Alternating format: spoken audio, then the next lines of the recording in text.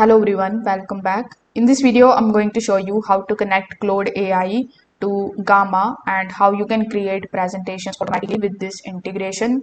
So first of all, you need to open your web browser. Over here in the search bar, you need to search for Claude.ai. Now, when you are here on Claude.ai website, you just have to simply log in into your account if you haven't already. Now, when you are inside, simply hover over to the left hand side, then click on the option of customize. Now click on the option of connect your apps.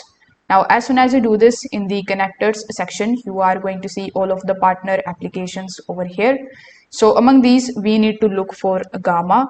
So here use the search bar on the top and simply search for Gamma.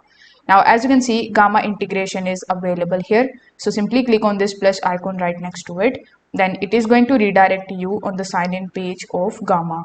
Now over here, you just have to simply continue with the help of your Google account, or you can also sign up here if you don't have an account here on Gamma.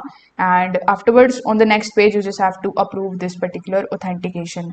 Now, when you have successfully authorized it, you will be automatically redirected here on the Claude AI's website, and you are going to see this type of home page.